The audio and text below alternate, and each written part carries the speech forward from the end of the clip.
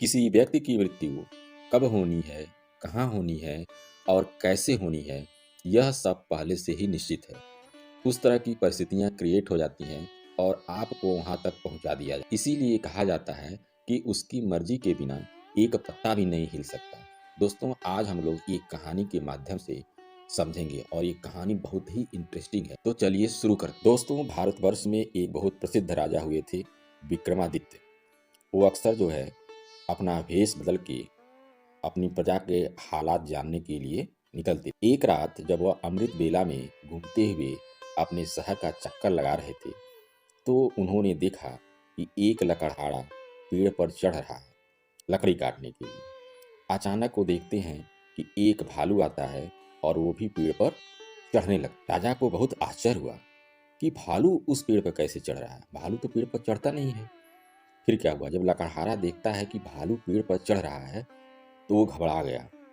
और क्या होता है, फिर वो घबरा करके वो नीचे गिर जाता है और उसकी मृत्यु हो जाती है। उसके बाद भालू भी पेड़ से नीचे उतरता है और कुछ दूर जा करके एक कुएं के पास वो बैठ जाता है और वह भालू बदल जाता है एक खूबसूरत लड़की के रूप में। और यह सब राजा विक्रमादित्य की आंखों के सामने हो रहा था। अब उनकी उत्सुकता बढ़ती जा रही थी कि ये क्या हो रहा है। कुछ समय के बाद राजा के दो सैनिक जो थे उधर से गुजर रहे थे, तो देखे कुएं के पास जो है एक बहुत सुंदर सी लड़की बैठी हुई है और जो दोनों सैनिक थे वो दोनों भाई थे। तो जब वो देखते हैं तो कहते हैं कि कितनी सुंदर लड़की, मुझे तो इसी से शादी करनी है। बड़े भाई ने कहा। तो छोटे भाई ने कहा, नहीं, पहले मैं शादी करूंगा, क्योंकि सब पहले जो है मैं देखा। तो फिर दोनों में कहते हैं, ऐसी क्या बात है, चलो उस लड़की से ही हम पूछ लेते हैं कि वो किससे विवाह करेगी। तो दोनों उस लड़की के पास पहुंचते हैं और पूछते हैं कि तुम यहाँ पर क्या कर रही हो। तो वो कह रही है कि मैं अपने पति की तलाश में भटक रही हूँ। तो वो पूछते हैं कि तुम्हारा पति कहाँ है। तो उस लड़की ने जवाब दिया कि अभी मेरी शादी नहीं हुई है, मैं अपने पति की तलाश। तो जो दोनों सैनिक हैं वो कहते हैं कि हम भी अभी कुंवारे हैं, तुम जिसको चाहो उससे शादी कर लो। तो लड़की ने जवाब दिया, ठीक है, तुम दोनों में जो सबसे ताकतवर होगा, बलवान होगा, उससे हम शादी करेंगे। फिर क्या था, दोनों को जो है अपनी शक्ति दिखाने का अवसर मिल गया और दोनों लड़ने लगे। और लड़ते लड़ते एक ऐसी परिस्थिति आई कि दोनों लड़ते लड़ते मर गए। अब तो राजा को और आश्चर्य हुआ कि ये क्या हो। फिर वो लड़की धीरे धीरे आगे की ओर चल पड़ी और राजा विक्रमादित्य भी धीरे धीरे चोरी चोरी उसके पीछे चल दिए। कुछ दूर जाने के बाद वह लड़की इस सांप के रूप में बदल गई और नदी के किनारे जाने लगी। फिर देखते हैं कि नदी में एक नाव जा रही थी और उसमें कुछ व्यक्ति यात्रा कर रहे थे। वह सांप बहुत तेजी से उस नाव की तरफ भागा जा रहा था और फिर जा करके उस नाव पर कूद जाता है, जिससे वहाँ भगदड़ मच जाती, जिससे कुछ व्यक्ति नदी में कूद जाते। वो व्यक्ति मर जाते हैं जिनको तैरने नहीं आता। यह सब विक्रमादित्य की आंखों के सामने हो रहा था। अब उनकी उत्सुकता बढ़ती जा रही थी। फिर वो सांप धीरे धीरे नदी के किनारे आ जाता है और फिर अपना भेष बदलता है और ब्राह्मण के रूप में आ जाता है। विक्रमादित्य तेज कदमों से चलते हुए उस ब्राह्मण के पास पहुंचते हैं और हाथ जोड़ करके उनको प्रणाम करते हैं और ब्राह्मण भी उनको अभिवादन स्वीकार करते हैं। तब राजा ने उनसे प्रश्न किया कि आप कौन हैं। तो वो बोलते हैं, तुम्हें दिखाई नहीं देता, मैं एक ब्राह्मण हूं। तो फिर विक्रमादित्य कहते हैं, नहीं, आप तो वो नहीं। तब फिर विक्रमादित्य कहते हैं, आप वो नहीं हैं, आप जो नजर आ रहे हैं वह नहीं, आप सत्य सत्य बताइए। जब तक आप सच्चाई नहीं बताएंगे मैं आपका पीछा नहीं छोड़ूंगा। मैं तब से आपका पीछा कर रहा हूँ जब आप भालू बने और आपने उस नौजवान लकड़हारे को मारा।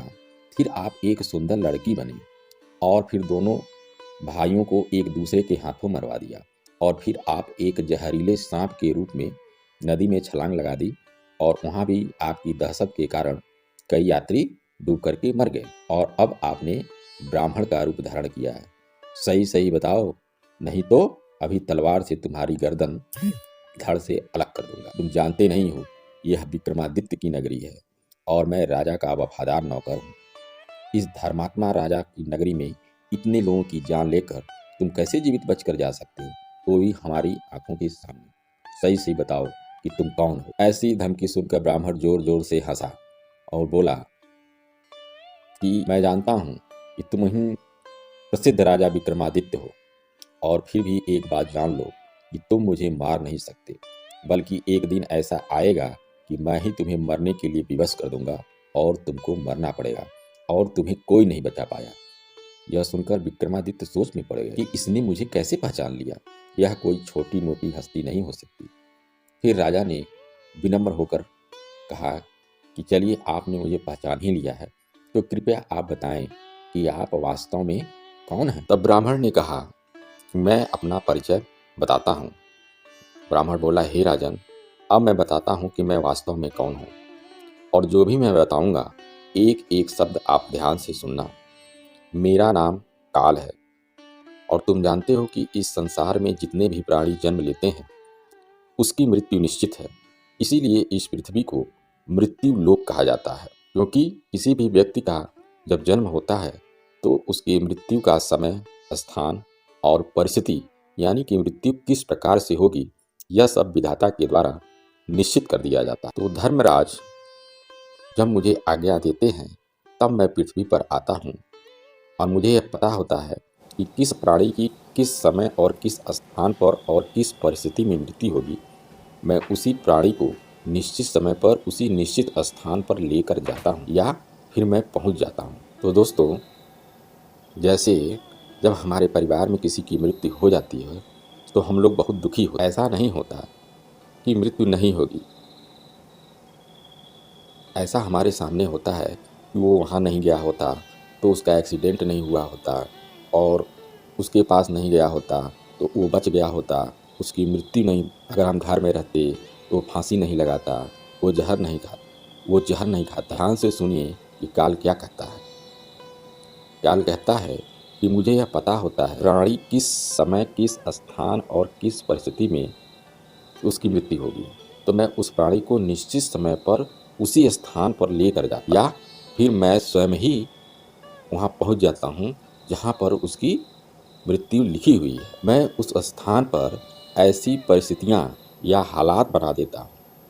उस लकड़हारे को मैंने नहीं मारा। विक्रमादित्य बोले, तुम फिर झूठ बोल रहे हो। मैंने स्वयं अपनी आंखों से देखा है कि उस लकड़हारे की मृत्यु का कारण तुम ही हो।